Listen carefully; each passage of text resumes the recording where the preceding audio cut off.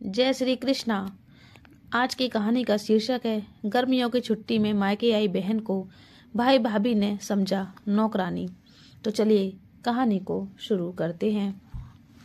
पीहर आई बेटी को जब भैया भाभी ने नौकरानी बनाकर काम करवाना चाहा तो बेटी ने किया ऐसा कि गर्मी की छुट्टियों में गौरी अपने बच्चों के साथ मायके आई हुई थी। उसका इस बार मायका काफी दिनों बाद आना हुआ था। वो पूरे 2 साल बाद अपने मायके आई थी। 1-2 दिन तो इधर उधर की बातों में ही निकल गए। मायके के सारे बच्चे गौरी से कुछ अच्छा बनाने की मांग करने लगे। बुआ कुछ अच्छा सा बनाओ ना, आपके हाथ से बना कुछ खाना है। अभी तो बुआ आई हैं, 1-2 दिन तो उसे आराम कर लेने दो, फिर वह कुछ बनाएगी, गौरी की माँ ने कहा। दादी तब तक बुआ के घर जाने का समय हो जाएगा, हमें तो बुआ के हाथ का बना हुआ कुछ खाना है, सभी बच्चों ने कहा। ठीक है बाबा, क्या खाना है बताओ, शाम को मैं वही बनाती हूँ। बुआ आप सब कुछ बहुत अच्छा बनाती हो, कुछ भी बना दो, जैसे पिज्जा, पाव भाजी, बर्गर। बच्चे चिल्लाए। 1 मिनट ऐसा कुछ बताओ जो सब लोग खा सके। अच्छा एक काम करती हूँ, मैं छोले भटूरे बनाती हूँ, गौरी ने कहा। अरे वाह, मजा आ गया, सारे बच्चे एक साथ चिल्लाए। गौरी बोली, भाभी एक काम करो, आप चना भिगो देना। ठीक है, आज शाम को मैं छोले भटूरे बनाऊंगी। गौरी को मार्केट में कुछ काम था तो दिन में वह माँ के साथ मार्केट चली गई। बच्चे भी उसके साथ मार्केट जाने की जिद करने लगे तो वह अपने दोनों बच्चों को भी मार्केट लेकर जाने लगी।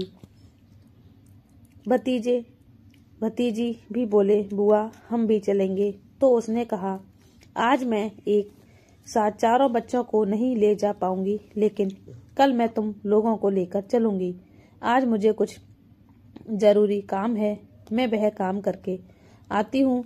कल मैं सबको आइसक्रीम खिलाने के लिए ले जाऊंगी। लौटते समय उसे थोड़ी देर हो गई।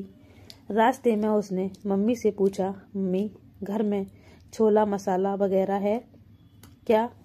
क्योंकि आर्य और जय तो जब तक छोला मसाला ना हो तब तक छोले नहीं खाएंगे, गौरी की माँ ने कहा। पता नहीं बेटा, मुझे रसोई का सारा काम तो तुम्हारी भाभी देखती है। गौरी बोली, एक काम करती हूँ, मैं छोला मसाला और मैदा भी ले लेती हूँ। कल सुबह घर पर बच्चों को पिज्जा बनाकर भी खिला दूंगी। उसका सामान भी ले लेती हूँ। मम्मी फालूदा, कुल्फी, पास्ता वगैरह भी ले लीजिएगा। उसे सामान लेते लेते थोड़ा समय लग गया। घर आते आते वो लेट हो गई। जैसे ही वह घर आई बच्चे चिल्लाने लगे, बुआ आपने कहा था कि आज आप छोला भटूरा बनाओगी। हाँ बेटा, मैंने वादा किया था, मैं जरूर बनाऊंगी। देखो मैं कल के लिए भी सारा सामान लेकर आई हूँ। 1 कप चाय पी लेने दो, फिर मैं सारी तैयारी करती हूँ। अरे 2 मिनट तो आराम कर लेने दो, थकी हुई आई है, दादी ने कहा। गौरी बोली, भाभी आपने चने को उबाल कर रखा है या नहीं? गौरी की भाभी बोली, आपने बोला था आप आकर बनाओगी, तो मैंने कुछ भी नहीं किया। जल्दी जल्दी गौरी ने चाय पी, किचन में जाकर चना को उबलने के लिए रखा, मैदा लगाई, मसाला बनाया। अरे भाभी छोला मसाला तो दो। हाँ हाँ लीजिए। आदत के मुताबिक उसकी नज़र एक्सपायरी डेट पर गई तो उसने कहा, भाभी ये मसाला तो 1.5 साल पहले ही एक्सपायर हो चुका है, नया नहीं है। ये आप ही लाई थी? वही है, गौरी की भाभी बोली। मैं लाई थी?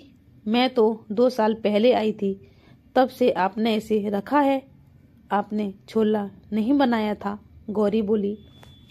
आपका मसाला रखा है, जब आप आओगी तो बनाओगी, गौरी की भाभी बोली। धन्य है भाभी आप भी, वो तो मार्केट में थी इसलिए मैंने ले लिया था, उसने जल्दी जल्दी छोला बनाया, बच्चों को खिलाया। बच्चे भूख के मारे जल्दी जल्दी चिल्ला रहे थे। गौरी ने सबको खाना परोसा। पापा और भाई ने कहा, छोला बहुत अच्छा बना है। मम्मी ने कहा, गौरी तो हमेशा से ही खाना अच्छा बनाती है। एक भाभी थी जो मौन थी, उनके मुंह से एक शब्द भी नहीं निकला। गौरी को ये पता था, ये तो उनकी हमेशा की आदत है, भरपेट खाना और उसके बाद एक शब्द भी नहीं बोलना। उनकी ये आदत वह बहुत अच्छे से जानती थी। जब भी गौरी आने वाली होती थी तो भाभी कुछ भी सामान लाकर नहीं रखती थी, सब कुछ खा पी कर खत्म कर देती थी। गौरी के माता पिता बेचारे यह सोचकर मौन रह जाते थे, उन्हें तो उसके साथ ही रहना है। गौरी और उसके पति ने उन लोगों को समझ रखा था। क्या फायदा आप लोगों को हमारे लिए झगड़ा करके, हमें तो 2 साल में एक बार आना है। आप लोगों को इनके साथ हमेशा रहना है। मेरे बच्चे क्या खाते हैं मुझे अच्छी तरह से पता है, इसलिए जब भी बनाती है पहले से ही सारा सामान ऑनलाइन ऑर्डर कर देती है या फिर जाकर सामान ले आती है। 1-2 बार पापा ने मना भी किया, क्या हम सामान नहीं ला सकते हैं? तो उसने हंसते हुए कहा, पापा मेरे बच्चे बहुत चूजी हैं, उन्हें अपनी पसंद का खाना खाना होता है, इसलिए मैं सारा सामान मंगा लेती हूँ। 1 हफ्ते के लिए आती है, भाभी की शिकायत करने बैठ जाए, ये उसे अच्छा नहीं लगता है। एक दिन गौरी की बेटी ने कहा, मम्मी मुझे यहाँ कहाँ स्पेशल वाला मक्खन खाना है, आप जाकर ले आओ। गौरी ने कहा, हाँ ठीक है, मैं शाम को जाकर ले आती हूँ। वो शाम को जाकर मक्खन लेकर आई। जैसे ही मक्खन लेकर आई वैसे ही भाभी ने कहा, अरे दीदी इस बार पूरा साल निकल गया, मक्खन नहीं आया। और उसके हाथ से पैकेट ले लिया और कटोरे में निकालकर अपने बच्चों को और पति को पहले दे दिया और खुद भी खाने लगी। गौरी ने देखा तो उसने कहा, भाभी आर्य और जय को भी दे दो, आप लोग तो कभी भी खा सकते हो, जस्ट स्पेशली मक्खन खाने के लिए आया है। तो भाभी खिसिया गई। भाभी बोली, दीदी मैं दे रही हूँ, थोड़ा सा मक्खन मैंने उठाकर फ्रिज में रख दिया था जो आर्य का है। गौरी बोली, कल जब मैं दोबारा लेकर आऊंगी तो मैं सबको और दूंगी। गौरी रोज मार्केट जाती है और सबके लिए कुछ ना कुछ लेकर आती है, लेकिन इस बीच में ना तो भाभी और ना ही भाई किसी ने एक बात भी नहीं सोचा कि भांजा भांजी आए हैं तो जाकर उनके लिए कुछ लेकर आ जाएं।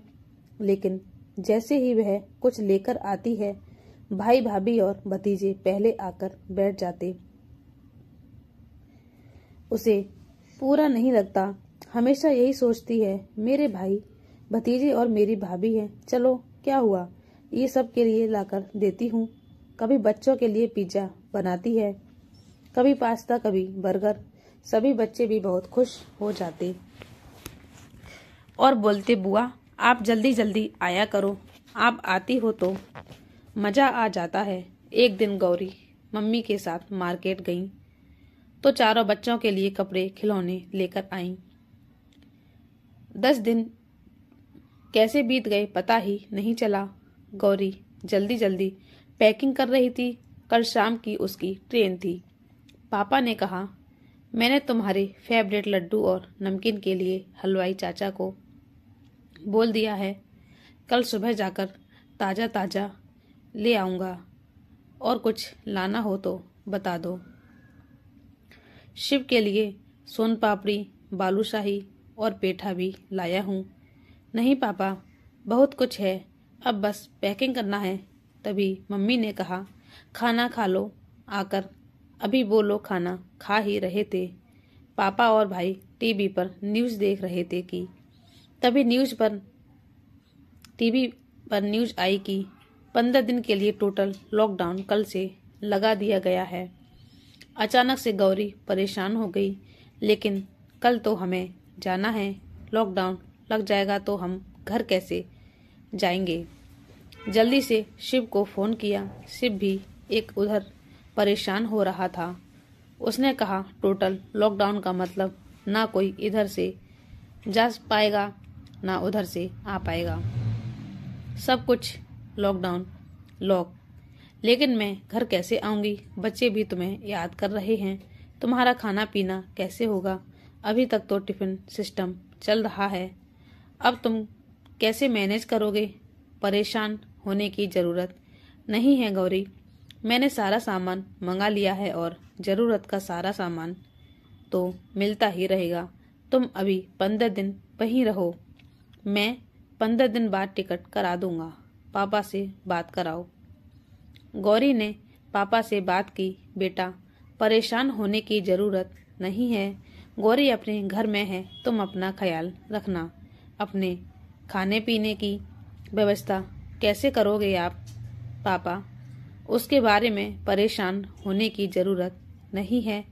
मेरा दोस्त आनंद मेरी बिल्डिंग में रहता है, उसने मुझे फोन करके बोल दिया है वह मेरे खाने की व्यवस्था कर देगा। लेकिन मैंने साफ कह दिया कि वह मेरे खाने की व्यवस्था करेगा तो उसे मुझसे पैसे लेना पड़ेगा। पहले तो वो तैयार नहीं हुआ, लेकिन मेरे बहुत कहने पर वह मान गया। ऐसे टाइम पर कोई इतना कर दे वही बहुत है। ठीक है बेटा, अपना ख्याल रखना, यहाँ पर सब लोग हैं, परेशान मत होना। 2-3 दिन तक सब कुछ शांत रहा।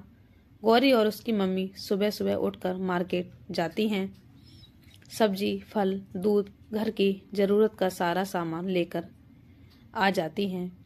ऐसे समय में अचानक से घर का एक्वागार्ड खराब हो गया।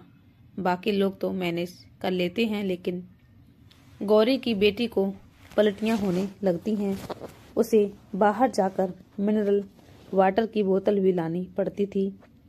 भाभी ने एक दिन गौरी से कहा, आप मिनरल वाटर की 1-2 बोतल ज़्यादा ले आया कीजिए, चीकू को नल का पानी पीने की आदत नहीं है।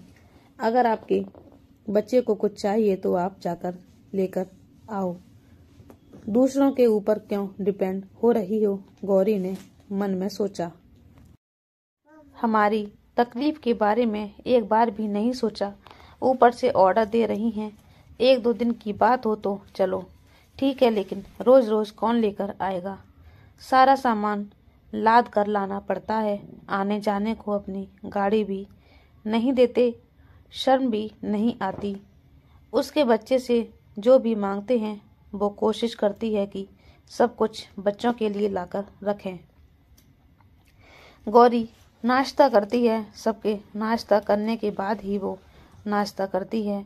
लेकिन जब भाभी नाश्ता बनाती हैं तो वो अपने बच्चों को और भाई को पहले नाश्ता करा देती हैं और बाद में गौरी और उसके बच्चों को बोलती हैं नाश्ता कर लीजिए।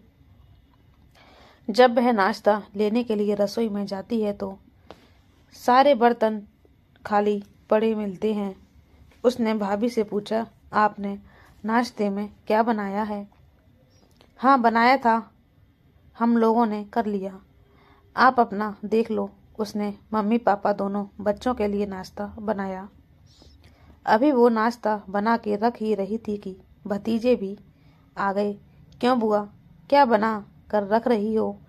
बड़ी अच्छी खुशबू आ रही है। पास्ता बना रही हूँ, हम भी खाएंगे। लेकिन तुम लोग नाश्ता कर चुके हो ना, आधा घंटा हो गया। मम्मी, आप खाना बनाती हो तो खाने में स्वाद होता है, लेकिन जब मामी खाना बनाती हैं तो उसमें कोई स्वाद नहीं होता है। ऐसा लगता है जैसे खाना जला देती हैं, आर्य ने अपनी मम्मी से कहा। ऐसे नहीं बोलते, गलत बात है। मैं खाना बनाती हूँ तो मेरे मन में ये ख्याल रहता है कि मेरे बच्चे खाएंगे और उनका पेट भरना चाहिए। खाना बनाते समय सबसे महत्वपूर्ण होता है कि इंसान की भावना कैसी है उसी हिसाब से खाने में स्वाद आता है। आप किस भाव से खाना बना रहे हैं ये आपके ऊपर निर्भर करता है। उसने नाश्ता बनाकर सबको दिया। भाई भाभी ने भी नाश्ते की कटोरियां ले ली। एक बार भी उन्होंने ये नहीं कहा कि हम लोग तो नाश्ता कर चुके। गौरी अब सुबह जल्दी उठ जाती, सारे घर के लिए नाश्ता बनाती है और सबको देकर बाद में खुद करती है, क्योंकि अगर जिस दिन भी वह नाश्ता नहीं बनाती तो उसके बच्चे भूखे रह जाते हैं। एक दिन उसके बच्चों ने कहा, मम्मी आप यहाँ खाना भी बनाती हो और वहाँ भी खाना बनाती हो, यहाँ भी सामान लेने जाती हो, घर का सारा काम भी करती हो। तो गौरी ने हंसते हुए कहा, बेटा यह मेरी मम्मी का घर है और तुझे पता है तुम्हें किस तरह का खाना पसंद है। मैं तुम्हारी पसंद का खाना बनाती हूँ। गौरी की भाभी ने उस दिन आलू के पराठे बनाए। उसने अपने और अपने बच्चों के लिए खाना बना लिया। दीदी आप तो देर से खाओगी कहकर अपना कैसरोल लेकर अपने कमरे में चली गई। गौरी ने थोड़ी देर में जाकर अपने बच्चों के लिए और अपनी मम्मी पापा के लिए खाना बनाया। उसे बहुत दुख हो रहा था, लेकिन उसे समय काटना था। ऐसे लोगों की क्या मुंह लगना वह सोचती है। भाभी सारा दिन कमरे से बाहर नहीं निकलती हैं। अपने दोस्तों रिश्तेदारों से फ़ोन पर सारा दिन बात करती रहती हैं। जैसे ही गौरी रसोई में खाना बनाकर रखती, तुरंत अपनी फैमिली के लिए थालियां लगाना शुरू कर देती। एक दिन बच्चों ने कहा, मम्मी आज दाल बाटी खाएंगे। किचन में जाकर दाल बाटी बनाने की तैयारी करने लगी। वह किसी काम से हॉल की तरफ आई तो देखा कि भाभी फ़ोन पर बात कर रही थी और कह रही थी कि मैं तो सुबह से किचन में लगी हूँ, अभी अभी दाल बाटी की तैयारी करके आ रही हूँ और दीदी जब से आई हैं बहुत काम हो जाता है, सारा दिन बनाने में ही चला जाता है। उन्होंने मन में सोचा, सुबह का नाश्ता मैं बनाऊं, दोपहर के खाने की तैयारी मैं करूं, शाम के खाने की तैयारी मैं करूं और सारा दिन मैं थक जाती हूँ।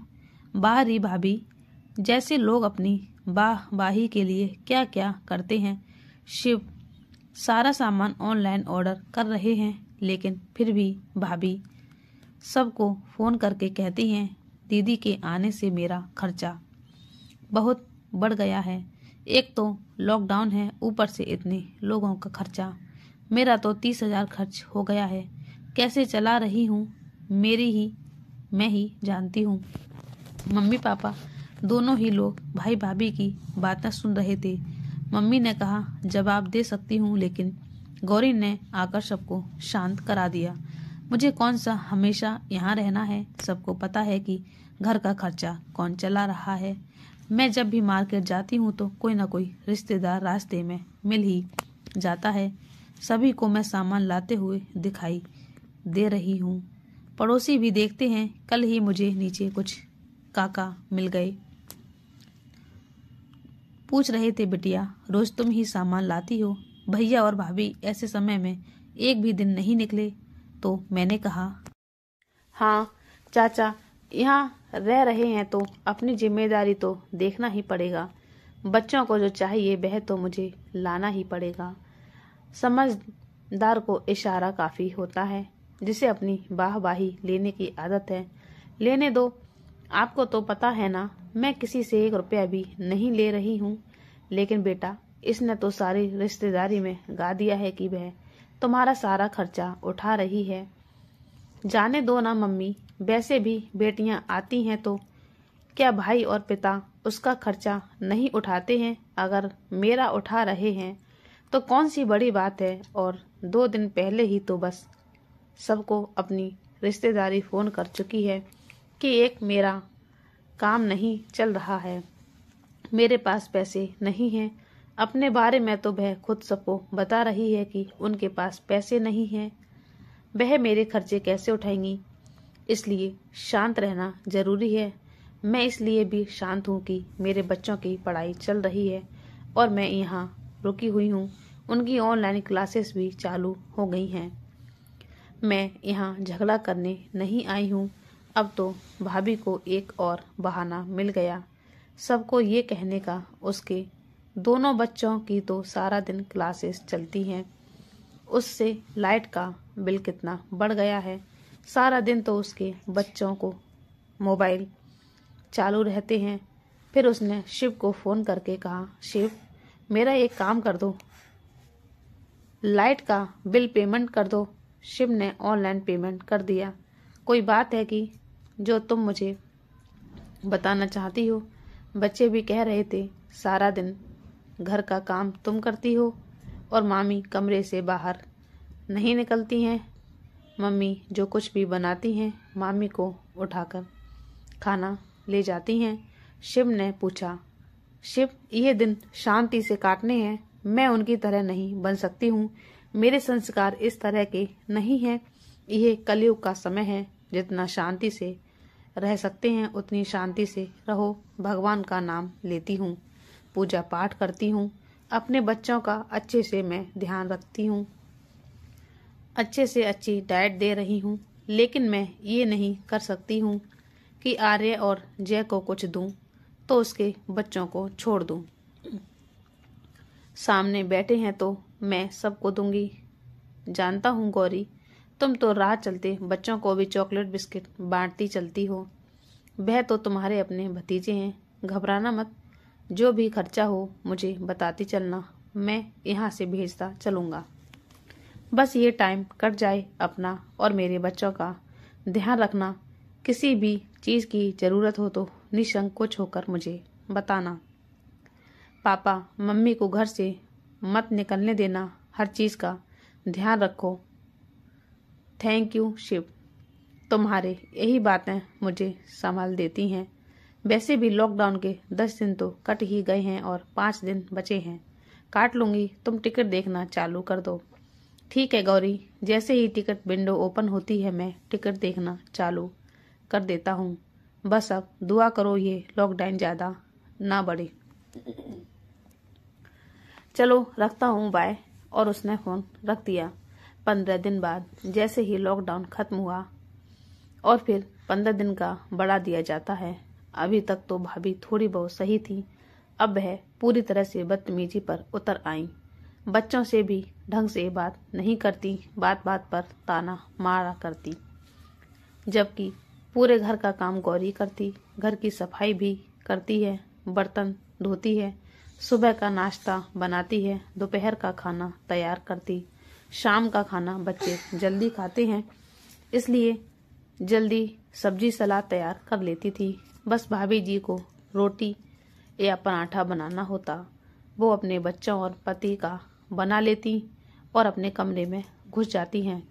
गौरी कुछ भी नहीं बोलती है, उसे पता है कि मैं बुरी तरह फंस गई हूँ। घर का सारा खर्चा भी उठा रहे हैं, सब्जी दूध फल राशन वगैरह सब ला रहे हैं। एक दिन वो अपने बच्चों के साथ छत पर टहल रही थी तो वहां भाभी भी आ गई और बोली, सभी लोग तो जा रहे हैं अपने अपने घर, आप एक मोदी जी से बात करके अपना टिकट बनवा लीजिए। तो गौरी ने कहा, मोदी जी मेरे घर के बगल में नहीं रहते हैं, वो देश के प्रधानमंत्री हैं, टिकट निकलना उनका काम नहीं है, जिसका काम है वह टिकट देख रहा है। ये कहकर वह नीचे आ गई। धीरे धीरे उसने भाभी से बात करना बंद कर दिया। ऐसे लोगों से कौन बात करे, वह तो मम्मी पापा से मिलने के लिए अपने मायके आती है। इस बार मम्मी ने उसे इतना फोर्स किया था और काफ़ी दिनों से मम्मी की तबीयत ठीक नहीं चल रही थी, इसलिए वो आ गई थी। और आज गौरी की तबीयत कुछ ठीक नहीं लग रही थी। सुबह का नाश्ता बनाया और कमरे में जाकर लेट गई। भाभी ने दोपहर में अपने बच्चों को खाना खिलाया और उसके बच्चों को पूछा भी नहीं। मम्मी ने उसके बच्चों को खाना खिलाया और फिर उससे खाना खाने को कहा। उसने मम्मी से कहा, आपकी तबीयत ठीक नहीं है, आप आराम करिए, कोई बात नहीं, तुम जाकर खाना खा लो। शाम को जब वो कमरे से बाहर आई तो उसने देखा भाभी भैया उसके दोनों बच्चे दूध पी रहे हैं। तो उसने सिर्फ इतना कहा, भाभी मेरे बच्चों को भी दूध दे देती। इतना कहना ही था कि भाभी जोर जोर से चिल्लाने लगी, तुम्हारे बच्चों की नौकर नहीं हूँ जो उन्हें दूध निकाल कर दूँ। तो गौरी के मुंह से निकल गया, भाभी मैं ही सारा सामान लाकर रख रही हूँ, क्या कोई मेरे बच्चों को दूध भी नहीं दे सकता है। तो भाई उस पर चिल्लाने लगा, जब से तुम आई हो मैंने कितना खर्चा तुम्हारे ऊपर किया है, तुम्हें पता है। गौरी ने कहा, राशन दूध फल सब्जी तो मैं ला रही हूँ, तुम किस चीज पर खर्चा कर रहे हो, किस बात का ताना दे रहे हो। इतना कहकर वो कमरे में चली गई। रात का खाना भाभी ने बनाया और पापा को देखकर खुद खाकर छत पर टहलने चली गई। बच्चों ने मम्मी से कहा, हमें भूख लग रही है। उन्होंने कहा, मामी ने खाना नहीं बनाया क्या। मामी तो खाना खाकर कब की छत पर टहल रही हैं। गौरी ने कुछ नहीं कहा, चुपचाप रसोई में गई और अपने बच्चों के लिए खाना बनाया और उन्हें खिलाया। उसके आंसू बहने लगे। उसी समय उसकी ननद का फोन आया। उसने अपनी ननद से कहा, दीदी कुछ कर सकती हो, मैं यहाँ से निकलना चाहती हूँ। गौरी के जीजा जी बहुत ही बड़े ऑफिसर हैं। उन्होंने कहा, तुम अपनी पैकिंग करो, मैं कल ही पास बनवा कर तुम्हें लेने आती हूँ। 2 दिन बाद उसकी दीदी और जीजा जी उसको लेने आए। गौरी ने अपनी दीदी जीजा के नाश्ते के लिए बर्फी और रसगुल्ले बनाए। उसे पता था भाभी तो कुछ नहीं करने वाली हैं। जैसे ही वो तैयार होने के लिए ही जाती है, भाभी तुरंत अपने परिवार के लिए मठरी और रसगुल्ले 2 प्लेट में भर कर ले गई। भाभी ने दीदी को दिखाने के लिए उनके सामने बिस्कुट और नमकीन रख दी। दीदी आप तो जानती हैं ना, लॉकडाउन चल रहा है, नाश्ता कहाँ लेने जाएंगे। दीदी ने कुछ नहीं कहा। गौरी ने तुरंत जीजा जी के लिए पास्ता बनाया। नाश्ता करने के बाद गौरी ने पापा से कहा, मैं दीदी के साथ जा रही हूँ। पापा ने कहा, ऐसे कैसे, ये सही बात नहीं है। तुम हमारे घर आई हो और हमारे घर से ही अपनी ससुराल वापस जाओगी। गौरी ने कहा, माफ करें पापा जी, अब मैं यहाँ नहीं रुक सकती हूँ। तभी शिव का फोन आया और उसने कहा, पापा आप गौरी को दीदी के साथ जाने दीजिए, मैं भी चाहता हूँ कुछ दिन के लिए दीदी के घर जाए। गौरी तैयार होकर अपने बच्चों को लेकर दीदी की गाड़ी में बैठ गई। भाभी और भैया दौड़कर पीछे आए और बोले, कुछ गलती हो गई हो तो उसे माफ कर देना, और उसके बच्चों को 500 के नोट देने लगे। गौरी ने तुरंत अपने भतीजों को 2000 देते हुए कहा, अपने लिए ड्रेस ले लेना जब लॉकडाउन खुल जाए, और सबको नमस्ते करके हुए गाड़ी में बैठ गई। अपनी मम्मी से कहा, मेरी किसी से बात करने का कोई मन नहीं है, अब मैं यहाँ से जा रही हूँ।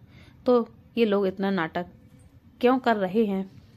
उसकी मम्मी को नहीं लगी, बेटा मेरी मजबूरी तुम समझ रही हो ना। मम्मी आपकी मजबूरी अगर मैं नहीं समझती तो कौन समझेगा। मैं भी बहुत कुछ बोल सकती थी, लेकिन आज मैं कितना मजबूर होकर यहाँ से जा रही हूँ, उसके बारे में किसी ने सोचा है। शिव क्या सोचेंगे, जीजा जी क्या सोचेंगे, लेकिन मैं आज यहाँ से जा रही हूँ। माँ भाभी बदतमीज है, स्वार्थी है, ये तुम जानती थी, लेकिन इतना गिर जाएगी ये मैंने कभी सपने में भी नहीं सोचा था। और साथ में भैया भी, इस लॉकडाउन ने तो रिश्तों की पोल खोल दी। ऐसा कहकर वह वहां से चली गई अपने जीजा दीदी के घर। कुछ दिन रुकने के बाद वो अपने घर चली गई। अब भैया भाभी सारे रिश्तेदारों को फोन करके बोलते हैं, हमने तो इतना खर्च किया, फिर भी वह नाराज होकर चली गई। लेकिन सच्चाई क्या है, असली रिश्ते अक्सर आपको ऐसे ही समय पर पता चलते हैं जब उनकी सबसे ज्यादा जरूरत होती है। तो दोस्तों हमारी कहानी पसंद आई हो तो वीडियो को लाइक करें और हमारे चैनल पर आप नए हैं तो हमारे चैनल को सब्सक्राइब ज़रूर कर लें और बेल आइकन को दबा लें ताकि हमारी सारी वीडियो आप तक पहुंचती रहें। वीडियो को पूरा देखने के लिए दिल से धन्यवाद। जय श्री कृष्णा। राधे राधे।